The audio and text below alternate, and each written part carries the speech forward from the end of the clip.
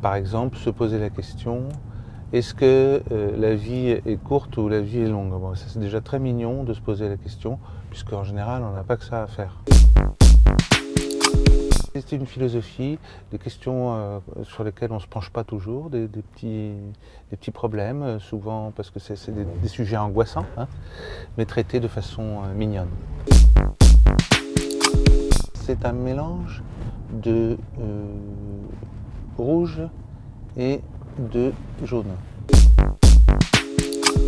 C'est-à-dire le sang et le soleil. Et puis du blanc, bien sûr. En chanson, j'arrête pas de faire des collages aussi, des choses qui vont pas forcément ensemble, mais qui créent un élan, une énergie.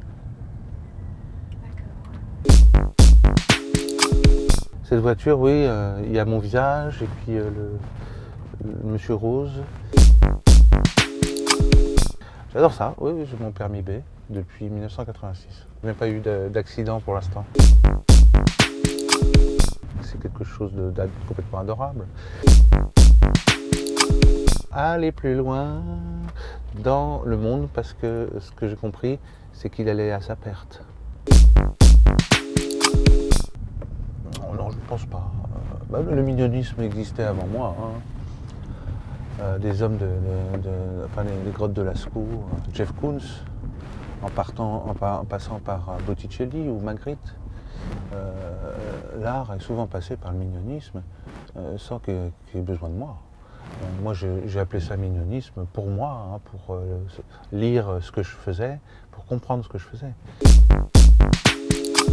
Minionisme parce qu'il y a le danger, le risque de la dictature. Les ismes ont quasiment tous connu, du communisme au surréalisme. C'est devenu très rapidement une dictature. Donc j'aimais beaucoup, disons, la rencontre. On parlait de rencontre entre deux objets étrangers, entre, en l'occurrence, ce qui est mignon et le danger d'une dictature.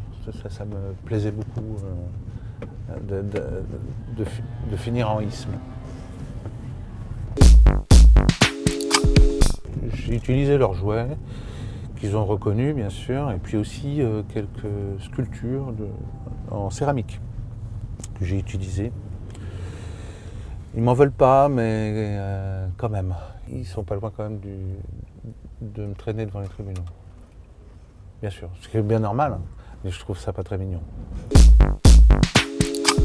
Oui, il y a quelque chose d'un mignoniste qui peut se rapprocher aussi de l'art brut. Vraiment, il dessine mal. Oh là là, c'est horrible. Mais c'est pour ça que je l'aime. Non.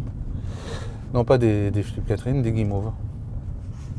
C'est ce que je souhaite à chacun. Le devenir guimauve. Là, on m'a proposé une exposition. Ça tombait bien parce que j'étais en plein à faire des trucs. Des dessins, des sculptures.